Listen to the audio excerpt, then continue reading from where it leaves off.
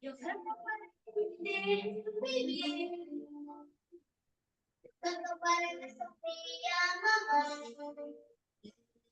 Yo canto porque se sienta azul.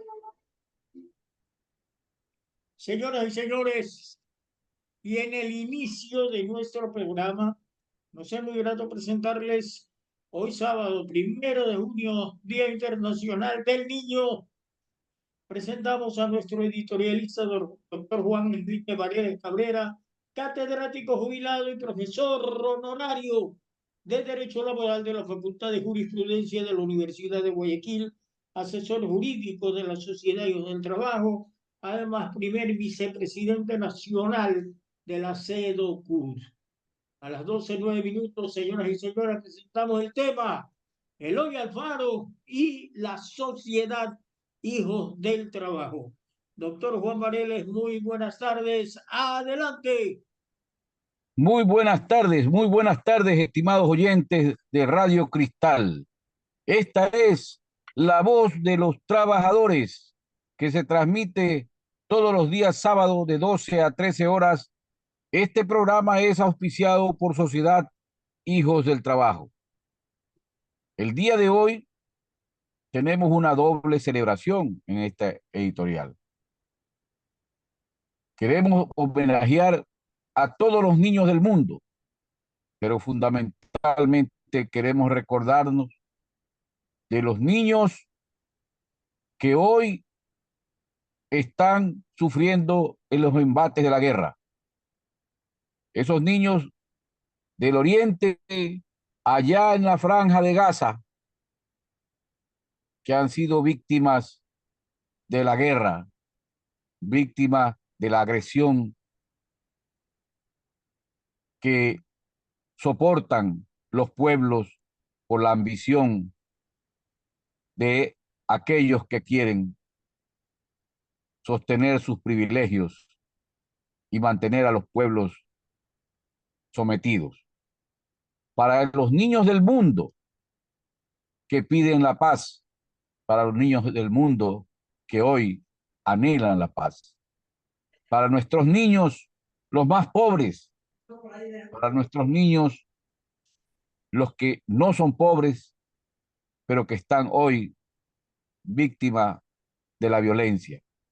Para todos los niños del mundo queremos expresarle nuestro homenaje porque crezcan sanos, porque desarrollen su intelecto y porque sean el presente y el futuro de una sociedad más justa, más equitativa, más libre de opresión y de pobreza. Para todos los niños, nuestro homenaje desde la voz de los trabajadores. El editorial del día de hoy lo hemos preparado con el tema Eloy Alfaro y la sociedad hijos del trabajo. Allá por los años 1895, un grupo de obreros de Guayaquil, liderados por el sastre cubano don Miguel Alburquerque Vives, se reunieron para conformar una organización que defienda a los trabajadores y que logre constituir una hermandad que les permita de manera conjunta afrontar las vicisitudes que para entonces los obreros del puerto de Guayaquil tenían. ¿Cómo eran la prisión por la vagancia y el juzgamiento penal por asuntos de trabajo, donde los patronos les pedían al comisario de policía la prisión para los obreros que según el patrón no cumplían con su trabajo? Y por tanto, que el obrero sea llevado a la cárcel.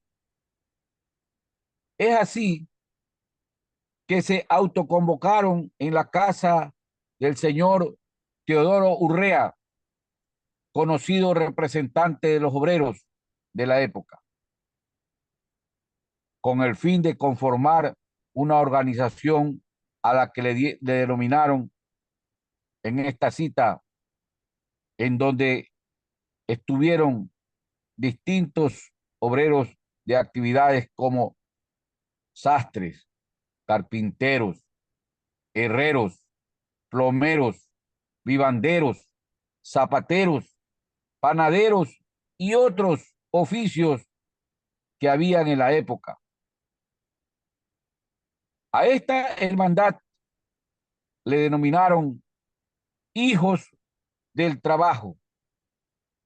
En ese año de 1895 se produce una gran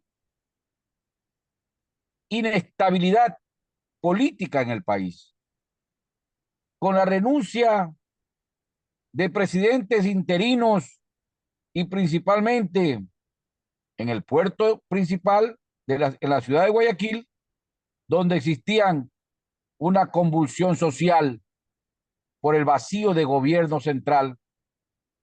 Esta razón hizo que los obreros suspendieran la asamblea constitutiva de esta organización de trabajadores, pues en su gran mayoría los obreros estaban vinculados a las luchas del movimiento radical que lideraba don Eloy Alfaro Delgado. Se privilegió, por tanto, el rescate del gobierno, quitarles el poder a la plutocracia ecuatoriana y principalmente serrana, enquistada desde mucho tiempo en el gobierno nacional. En esos momentos se habían dado algunas renuncias y cambios de presidentes. Y esto fue el motivo por el que el proceso de carácter político revolucionario diera como resultado el llamado que el pueblo de Guayaquil le hiciera a don Eloy Alfaro, quien se encontraba en Centroamérica, para que tome el mando supremo del gobierno del Ecuador, lo cual se patentó el 5 de junio de 1895. Una vez que estuvo posesionado don Eloy Alfaro como presidente y jefe supremo de gobierno, entre las primeras acciones que realiza fue la defensa de la clase trabajadora. El 9 de febrero de 1886, en la ciudad de Guayaquil, se instituyó la primera sociedad obrera del Ecuador con el nombre de Sociedad Hijos del Trabajo de Instrucción, Socorro y Beneficencia y Recreación. A partir de entonces, la Sociedad de Trabajadores, presidida por don Miguel Alburquerque y Vives, tomó una importancia suprema en el orden del gobierno revolucionario de Alfaro. Don Miguel Alburquerque pasa a ser el principal asesor en materia de política social en el gobierno de Alfaro. Y sin lugar a dudas, con la experiencia revolucionaria que tenía don Miguel Alburquerque, que venía recorriendo desde Cuba, Estados Unidos y Centroamérica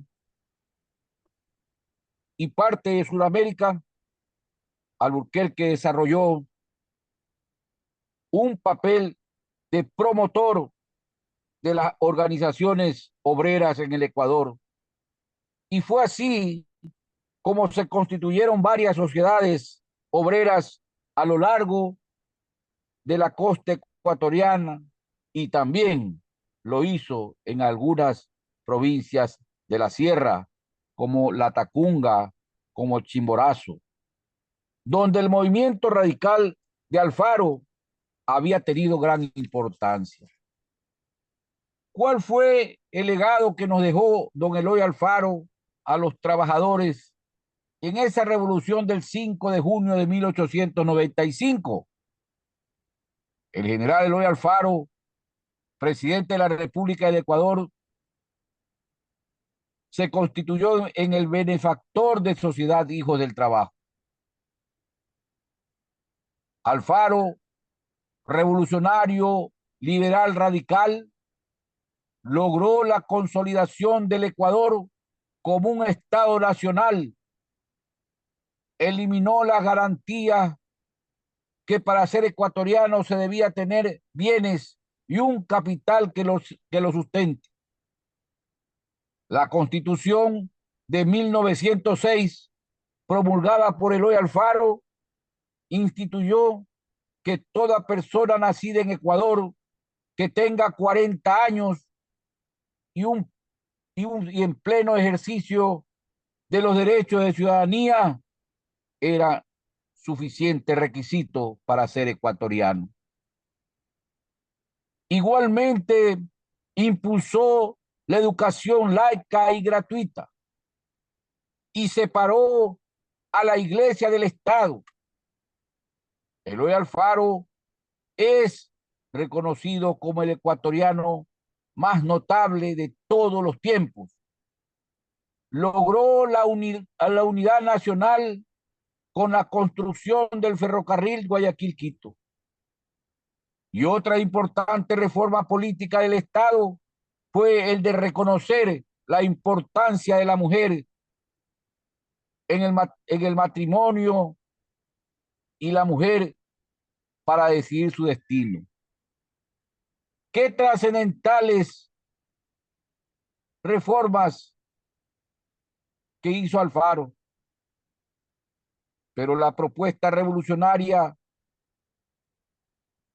que nosotros como sociedad Hijos del Trabajo la asumimos desde entonces hasta hoy como el postulado de Alfaro, esto fue y es la educación laica y gratuita.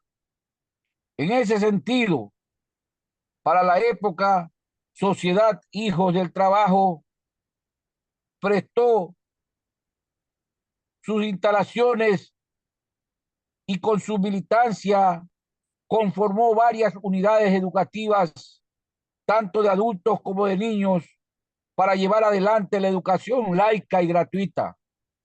Así se crearon varias escuelas y centros de instrucción profesional, como la Escuela José Julián Navarro de Varones de Artes y Oficios, también la Escuela 28 de Mayo para señoritas, para que aprendan actividades manuales, y la escuela emblemática que lleva el nombre de Inés Mercedes Balda, que aún se mantiene por más de 120 años de funcionamiento ininterrumpido y que imparte educación en la zona de Mapasingui.